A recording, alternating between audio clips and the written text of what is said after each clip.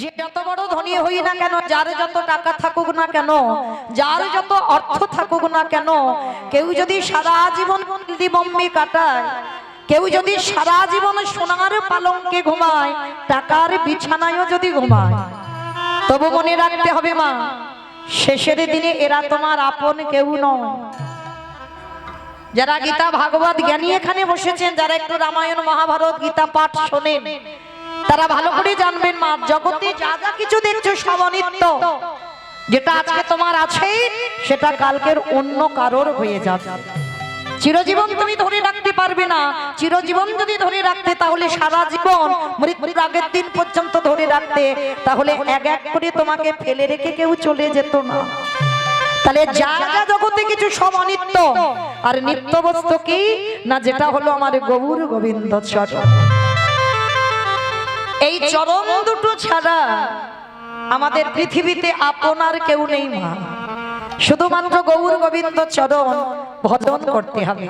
আর যদি বলেন মা, এই যে এটা আমার কথা নয়, ভালো করে একটু মিলিয়ে দেখেন, যতই সকাল থেকে আর সন্ধ্যা মানে রাত্রিবেলা ঘুমাতে যাওয়ার আগে পর্যন্ত ছেলে আমারে, মেয়ে আমারে, জায়গায় আমারে, জমি আমারে, বিষয় আমারে, বৈভব আমার, সব আমার আমার আমার আমার। কিন্তু মনে রেখো ভাই, বাঁশি যদি বেজে যায়, পড়ে থাকবে সরকারি খামার। এসেছো একা, তুমি যাবে একা। যেদিন এসেছিলাম না, আমাদের সংসার পরনে কিছু দিয়ে আনেনি, আর যেদিন সংসার ছেড়ে আমরা বিদায় নেব, এই সংসার আমার কিছু দেবে। তাহলে এসেছিলে খালি হাতে, যেদিন তুমি ঘরে যাবেও খালি হাতে। তাহলে কিসেরা তো আমার আমার করে কৃষ্ণ ভজন ভুলে যাচ্ছ? কিসেরা তো আমার আমার করা? এতটুকু জায়গা জমি নিয়ে বাবা লড়াই, দ্বন্দ্ব, বিবাদ, থানা পুলিশ মামলা মোকদ্দমা চলছে। কিন্তু মা, চোখ যদি বন্ধ হয়, দেহ থেকে প্রাণটা যদি চলে যায়, তুমি কার জন্য আমার আমার করবে? তাহলে পৃথিবীতে আমার আমার বলতে কোনো বস্তু নাই, কিন্তু যাদের জন্য আমার আমার করো, কেউ তো সাথে যাবে না। সাথে যাবে কে? সাথে যাবে একটাই বস্তু, আমাদের কর্মফল। এই দিকটা বাবা একটু খেয়াল রাখতে হবে। প্রত্যেককে বলি, কর্মফল ছাড়বে না। কারণ আমরা মনে মনে ভাবলাম, আমি এমন একটা কাজ করলাম, জগতে তো কেউ জানলো না, কেউ দেখলো না, কেউ বুঝলো না। আরে বাবা, দেখবার মালিক তো একজন পিছনে দাঁড়িয়ে আছে বাঁশিটা নিয়ে। তুমি যত জানালা দরজা বন্ধ করে যে কুকর্ম করো না কেন, তার চোখে দিন ঠিক দেওয়া যাবে না। তাহলে মনে রাখতে হবে মা, ভগবানের চরণে যখন ফাঁকি দেওয়া যাবে না, তাহলে যে যার কর্মের দিকটা খেয়াল রাখতে হবে। আমি ঠিক কর্ম করলাম না আমি ভুল কর্ম করলাম। শেষের দিনে ওই একটাই বস্তু যাবে, কর্মফল। মানে কতদিন সাধু সঙ্গ করেছো, কতদিন ভাগবত আসরে বসেছো, কতদিন হরি বাসরে বসলে, কতদিন গুরু চরণ আশ্রয় করেছো, কতদিন তুমি একাদশীর উপবাস করছো, কতদিন তুমি তুলসী তলায় জল দিচ্ছ। এই ভালো ভালো কর্ম আমাদের সাথে যাবে। তবে মা, আমি মৌমিতা, আমার একটা গ্যারান্টি আছে, আর একজন আমাদের সাথে যাবে। জানি না আপনাদের এই জায়গাটা কি পীরখালি, তাই তো? জানি না আপনাদের এই পীরখালি নিয়ম আছে কিনা, তবে আমার ডায়মন্ড হারবার এলাকায় নিয়ম আছে। মানুষের মৃত্যুর পর কিছু দাও বা না দাও, দুটো জিনিস তোমাকে ভাড়া করতে হবে। যার বাড়িতে থাকবে তো মঙ্গল, আর যার বাড়িতে নাই, দুটো জিনিস ভাড়া করতেই হবে। বলো তো সে দুটো কি? হ্যাঁ বেশ, এক হলো খোল আর এক হলো করতা। তাহলে ভালো করে ভেবে দেখেন মা, এই জায়গাটা একটু অনুভব করেন। এই যে লাখ লাখ টাকা খরচা করে দুর্গা পূজা করলাম, কালী পূজা করলাম, লক্ষ্মী পূজা করলাম, আরো কত কি বাঙালির পূজা। পূজা ভালো হয়, আর যেদিন বিসর্জন হয় সেদিন মা শুধু ধুমধাড়াক্কা ডিজে বাজনা, মানে এমন ধুমধাড়াক্কা বাজছে না, হার্ট যেন ব্লক হয়ে গেল। আর তেমন নাচানাচি বাবা, এইগুলো চেতনা, সেটাও তো মা। তাহলে মাকে জলে ফেলতে যাচ্ছ, তুমি নাচানাচি করে যাচ্ছ। আর যেদিন আমাদের দেহটা বিসর্জন হবে, সেদিন কি বাবা লরিতে করে একটা ডিজে বাজনা বাজালে হতো না? হওয়ালে হতো। তাহলে হওয়াচ্ছি না কেন? এই জায়গায় তো চৈতন্য মহাপ্রভু শিক্ষা দিলেন, ওরে কলিরিজি ভালো করে পিছনে চেয়ে দেয়, এলি খালি হাতে যাচ্ছে সে খালি হাতে। তাহলে শেষের দিনে যাদের জন্য কৃষ্ণ ভজন ভুলে রইলি, কেউ তো তোর সঙ্গী হলো না। তাহলে সঙ্গী হলো কে? কর্মফল। আর কে সঙ্গী হচ্ছে? যাত্রা, নাটক, ফাংশন, থিয়েটার কিছু যাচ্ছে না মা। তাহলে গেল কে? এই হরি নামে যাবে। আমাদের পচা দেখো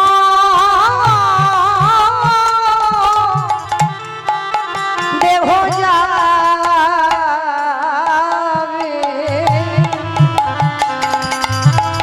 যেদিন তুমি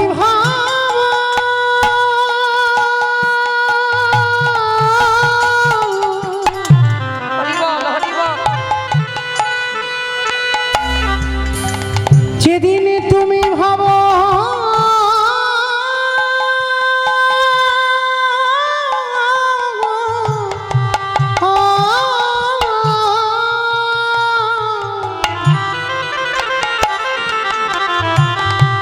যেদিন তুমি ভাবো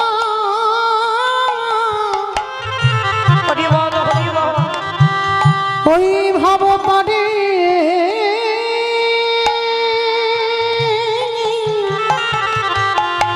পারে যাবে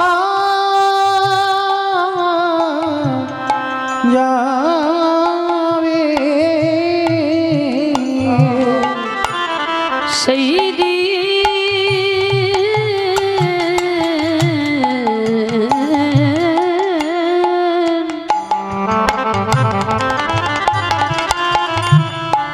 সেই দিনে নামে যাবে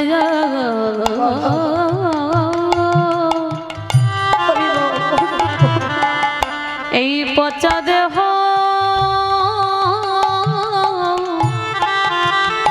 ও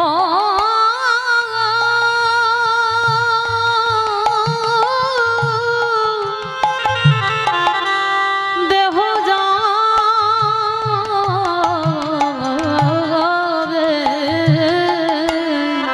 সেদিনে বলি ওগো আমারে বলতে,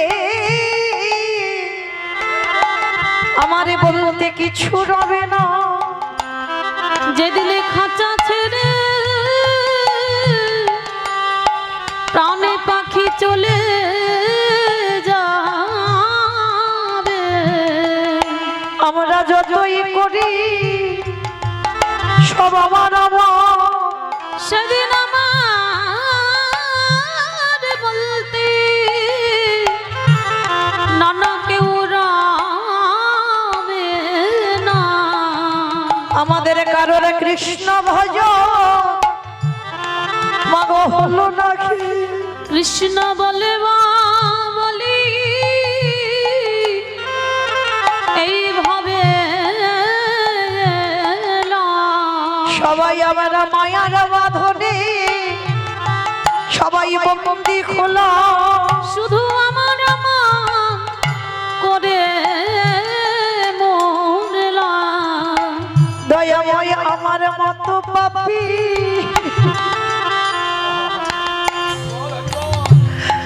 আরে কেউ না।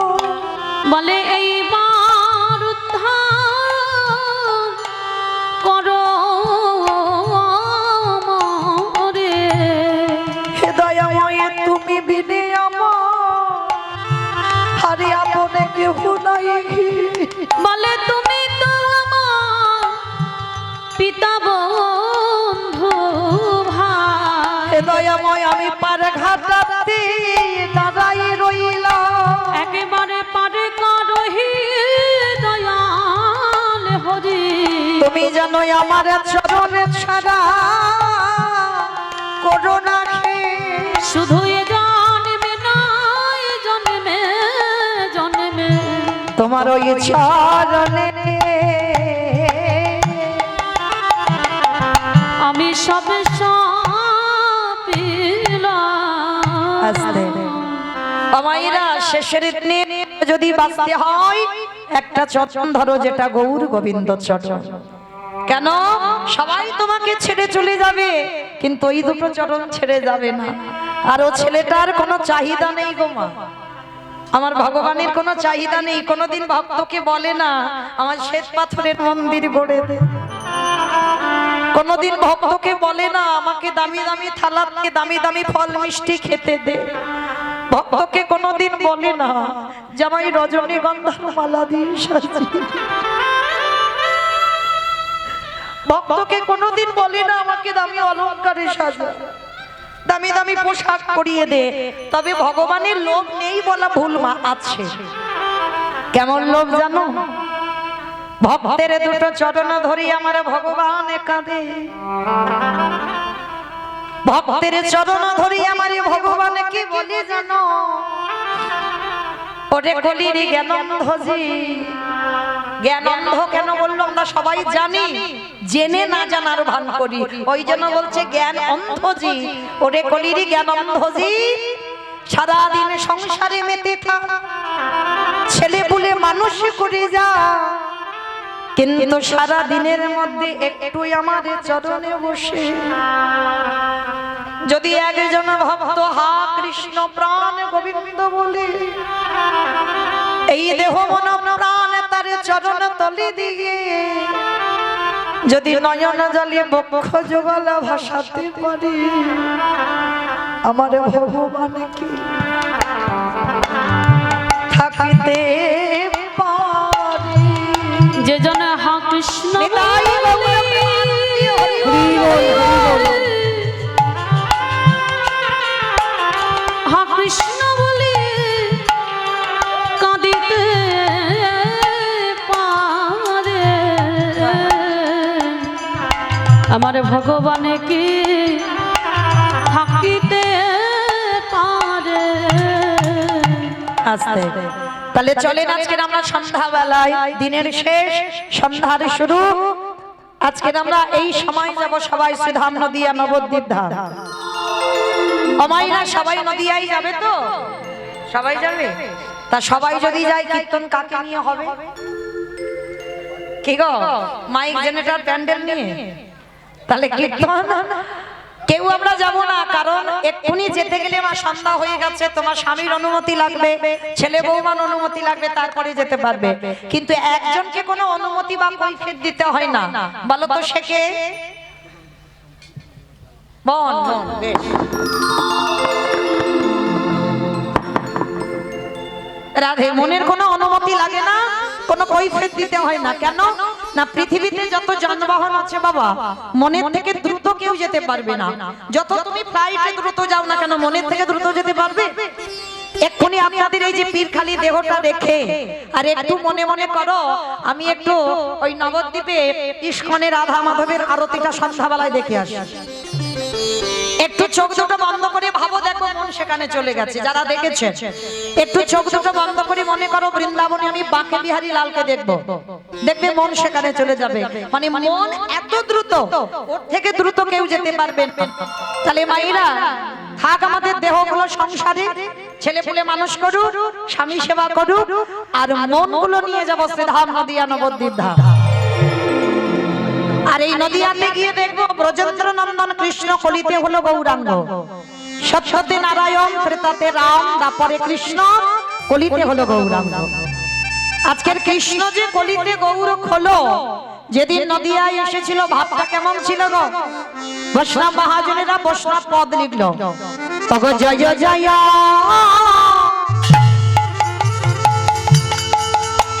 কাল রাম,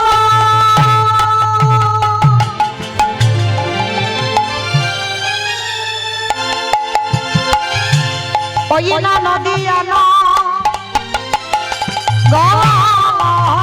রে, ওগো জয় জয় কল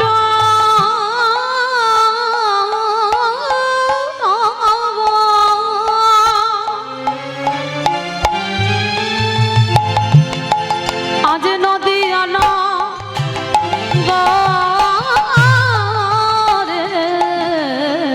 আহা জয় জয় কনা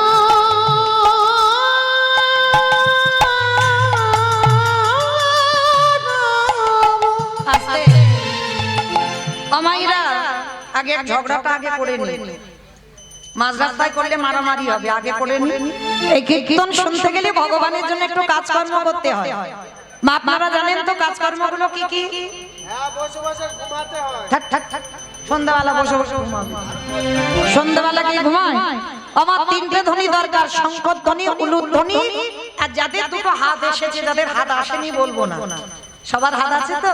যাদের আছে কই একবার দেখিয়ে দাও তো সন্ধ্যাবেলা। নিতাই গৌর প্রেমানন্দী হরি হরি বল হরি বল। আমি কিন্তু দেখিনি, আমাকে দেখাতে বলিনি। ওই যে পিছনে ছেলেটা মাসিটা বাজাচ্ছে না, ওকে দেখাতে বললাম, কারণ শেষের দিনে তো বলতে পারবে যে আমি হরিবাসরে গিয়েছিলাম, হাজির দিয়েছিলাম। ওই জন্য হাতটা তুলে জানিয়ে দিলাম আমি হরিবাসরে এসেছি, কারণ কর্ম তো সঙ্গে যাবে। তো দেখি মায়ের একটু প্রেম সে উলুধ্বনি দেন দেখি একবার। ওগো জয় জয়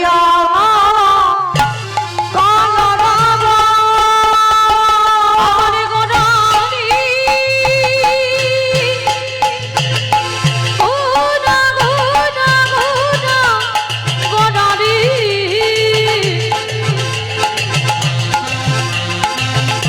গোড়া গোড়া গোড়া গোড়ালি গোড়া গোড়ালি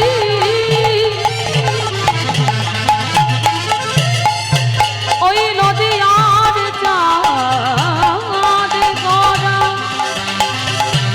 আমার আমার প্রাণে গোড়া আহা জয় জয় কলা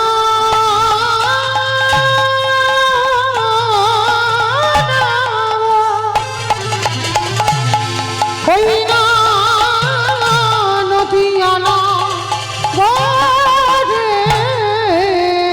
অগজনমল ভিবি গদা সচির উদারে উলুধ্বনি জনমল ভিবে গোড়া সতীর উদনে হইনা জনমলা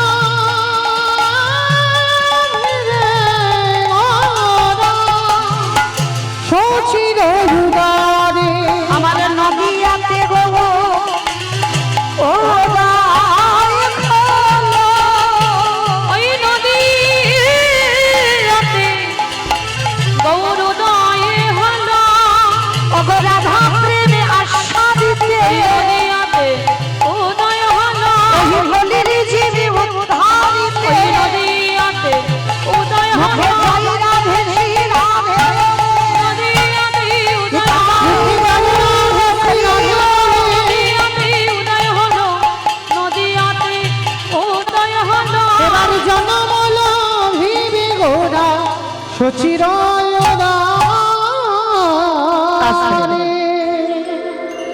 আচ্ছা মায়েরা এইবারে একটু অনুভব করে দেখেন, এবার একটু আমি বলবো আর আপনারা চুপচাপ শুনবেন, কেমন? কৃষ্ণ কলিযুগে গৌর হয়েছিল বটে, সত্য যুগে নারায়ণ হয়ে বড়লোক হলো, ত্রেতা যুগে রামচন্দ্র হয়ে বড়লোক হলো, দাপর যুগে কৃষ্ণ হয়ে সেও বড়লোকের ঘরে এলো, আর কলিযুগের ভগবান আমার চৈতন্য মহাপ্রভু কাঙাল হয়ে সুরধ্বনির দ্বারে দ্বারে বাবা, সুরধ্বনির তীরে তীরে, আবার কলির মানুষের হাতে ধরে পায়ে ধরে কেন বলবে তোরা কৃষ্ণ বল, তিনি তো ভগবান।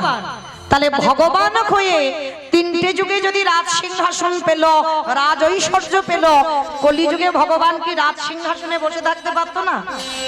কি দরকার ছিল কাঙাল হয়ে লোকের হাতে ধরে পায়ে ধরে বলবে কৃষ্ণ বল? কারণ আছে, কারণ যদি না থাকতো ভগবান কোনদিন কখনো ওই লোকের দ্বারে দ্বারে গিয়ে হরিনাম দিত না, আর লোকের চরণ ধরতো না, আর ওই ধুলায় গড়াগড়ি দিয়ে কৃষ্ণ বলতো না। তাহলে ভগবান ধুলাটা মাপছে কেন? তার একটা কারণ আছে। কারণটা কি জানো? যুগ ধর্ম প্রবর্তক নাম সংকীর্তন, চারি ভাব ভক্তি দিয়া নাচাই ভুবন, আপনি ভক্ত ভাব করি অঙ্গীকার, আপনি না করলে ধর্ম জীবের শিখানো না যায়, আপনি আচরি ধর্ম দিবের শিখায়, এই তো সিদ্ধান্ত গীতা ভাগবতে গায়। এই মতো কলিকালে প্রথম সন্ধ্যায় অবতীর্ণ হলেন কৃষ্ণ, আপনি নদী আয়। নিতাই গৌর হরি বল হরি বল হরি বল। তাহলে কি বুঝলাম? নিজে আচরি ধর্ম জীবের শিখাই, নিজে না করলে ধর্ম জীবকে শেখানো না যায়। তাহলে চৈতন্য মহাপ্রভু নিজে আচরণ করে সমাজকে শিখিয়েছে। আর বাবা ভগবান যেটা শিক্ষা দিয়ে গেছে বাবা, সেই শিক্ষার আমরা ধার ধারি না কেউ। কি গো, ভগবান যে শিক্ষা দিয়েছে সেই শিক্ষা আমরা পাচ্ছি? ভগবান কোনোদিন বিচার করেছিল? কি বাবা, ভগবান বিচার করেছে কে নিচু জাত কে উঁচু জাত, হ্যাঁ, কে হিন্দু কে মুসলমান? ভগবানের বিধান ছিল এটা? ভগবান তো জাতি ধর্ম নির্বিশেষে হরিনাম। যারা বিধর্মী মুসলমান তাদেরকেও তো কোল দিল। নবদ্বীপে মলয় চাঁদ কাজী ভুরি ভুরি প্রমাণ। ভগবানের জাত বিচার নেই বাবা, ওটা আমাদের মতো কলির মানুষদের হয়েছে। ভগবানের বিধান আমরা কেউ মানছি না আর কেউ মেনে চলি না। তো আজকে লক্ষ্য করে দেখেন, এই যে ধরুন আমি বাস্তবে একটা কথা বলি। আচ্ছা মা, ধরো আমার পাশ বাড়ির সঙ্গে খুব ঝগড়া, শুধু ঝগড়া বলা ভুল হবে, মানে থানা পুলিশ হচ্ছে, মামলা চলছে। আচ্ছা, হয়তো সকালবেলা একটা শুভ কাজে বার হবে, স্নান টান করে শুদ্ধ বস্ত্র পরিধান করে সবে মাত্র তুমি ওই দরজা থেকে একটা পা বের করেছো, আর পাশের বাড়ির শত্রুতা তোমার সামনে পড়ে গেছে। আমার সত্যি করে বলবে, হরিবাসরে মিথ্যা বলতে নেই। শত্রু যদি সামনে পড়ে যায় তাকে প্রণাম করে তবে তুমি শুভ কাজে যাবে? আরে ধুর, সঙ্গে সঙ্গে দরজাটা ভিজিয়ে দিয়ে মাথায় হাত দিয়ে বসবে, হায় হায় আমার দিনটা মাটি হয়ে গেল। কিবা বলবো না? শুধু অন্য কেউ না, এখানে যারা দাঁড়িয়ে আছো বসে আছো আমি কীর্তনিয়া সম্প্রদায়, সবার একটাই কথা যে শত্রুর মুখ দেখে গেলে যাত্রা অশুভ হয়। কিন্তু মা, এটা গ্রন্থ বলেনি, এটা শাস্ত্র বিধান দেয়নি, এটা তো মানুষের বিধান তৈরি করা। আমাদের মত যে শত্রুর মুখ দেখে গেলে যাত্রা অশুভ হবে, শত্রুকে প্রণাম করে গেলে আমার দিন মাটি হয়ে যাবে, দিন ভালো যাবে না, ভুল কথা। এই যেমন ধরো সমাজে অনেকে বলি, আমরা সমাজের কথা বলি, যে অনেকে বলে যে নারীর প্রথম সন্তান মারা যায় তার মুখ দেখলে শুভ কাজ ঠিক হয় না, তার শুভ কাজে চলে না। ভালো করে বিচার করে দেখে তো, চৈতন্য মহাপ্রভুর মা সচী ঠাকুরানী প্রথম গর্ভেই তো 8টা মেয়ে মরে গেল। তারপরে বড় ছেলেটা এলো বিশ্বরূপ, 16 বছর বয়সে সন্ন্যাসী হলো। ছোট ছেলে নিমাই এলো 24 বছর বয়সে চলে গেল বাবা সন্ন্যাস ধর্ম নিয়ে। সচিমা জনম দুঃখী, সারা জীবন কেঁদে গেল, এমনকি স্বামীটাকেও হারালো। তাহলে আপনারা কি বলবেন, সকালবেলা উঠে যদি ক্যালেন্ডারে সচিমার ছবি থাকে তার মুখ দেখলে আমাদের যাত্রা অশুভ হবে? ভুল কথা। এগুলো শাস্ত্র বিধান দেয়নি, এগুলো মানুষের বিধান, এগুলো আমরা নিজেরা তৈরি করে নিয়েছি বাবা। কিন্তু শত্রু হলেও শত্রুকে যে বড় জায়গা দিতে পারবে বাবা, সে মহাভারতে যুধিষ্ঠির মতো যাবে সশরীরে স্বর্গবাস।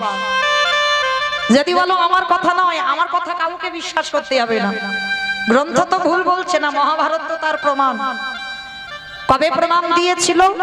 যেদিন বাবা মহাভারতে কুরুক্ষেত্রের মাঠে যুদ্ধ হবে, ঠিক যুদ্ধের প্রারম্ভে ভগবান কৃষ্ণচন্দ্র যুধিষ্ঠির মহারাজকে ডেকেছিল, যুধিষ্ঠির দাদা, ও যুধিষ্ঠির দাদা, বিলম্ব করো না, তাড়াতাড়ি তুমি রণসাজে তৈরি হও, এক্ষুনি আমাদের যেতে হবে ধর্মক্ষেত্রে, কুরুক্ষেত্রে।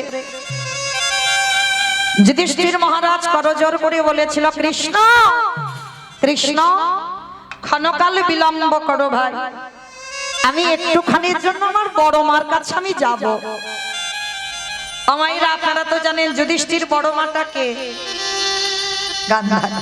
বেশ, 100 ছেলের মা, একটা দুটো আমাদের মতো একটা দুটো ছেলে পুলের মা নয়, 100 ছেলের মা।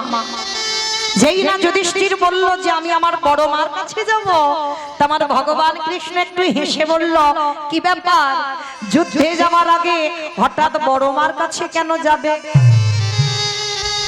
কৃষ্ণ, আমি বড় মার কাছে এই জন্যই যাব, আমি তো কাল সকালে যুদ্ধে যাব, যদি আমি কোনোদিন ফিরে না আসি আমার বড় মার তো পদধূলাটা নেওয়া হবে না।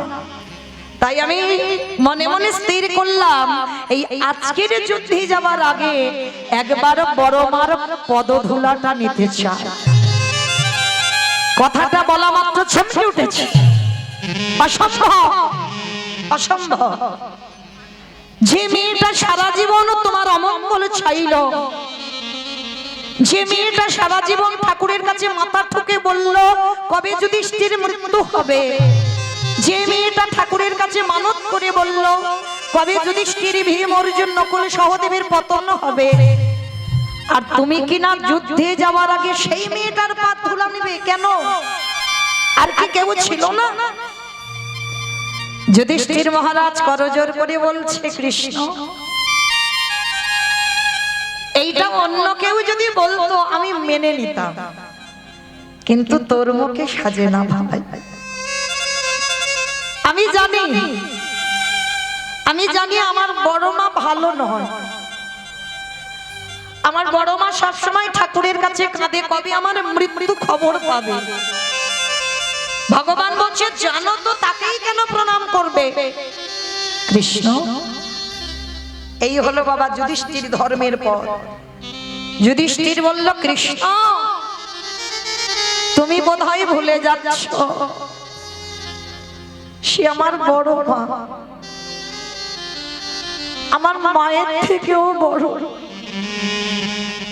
আর এ জগতে যে মায়ের থেকে বড় হয়, যে বড় মা হয়, আমার মায়ের থেকে আমার বড় মার জায়গাটা তো আগে।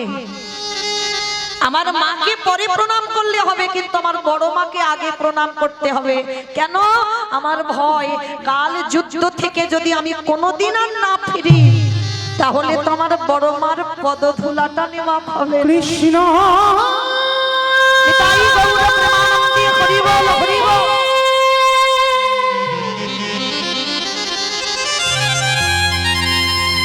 আমি যুদ্ধে গিয়ে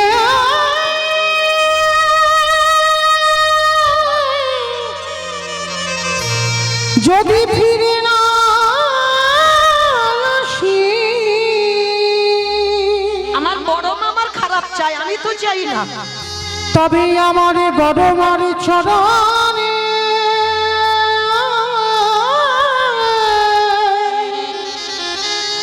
আমার যে প্রণাম করা হবে না রে। ভগবান শোনা মাত্র বলে উঠলেন বেশ বেশ বেশ, অত কিছু আমায় বোঝাতে হবে না, তুমি বড় মাকে প্রণাম করবে তো যাও প্রণাম করে এসো, তবে দেরি করো না, কিন্তু তাড়াতাড়ি প্রণাম করেই চলে আসবে। হ্যাঁ কৃষ্ণ আমি যাবো আর আসবো। যুধিষ্ঠির যাচ্ছে বড় মাকে প্রণাম করতে, আর বড় মা তখন কোথায় জানো? 100 ছেলের মা।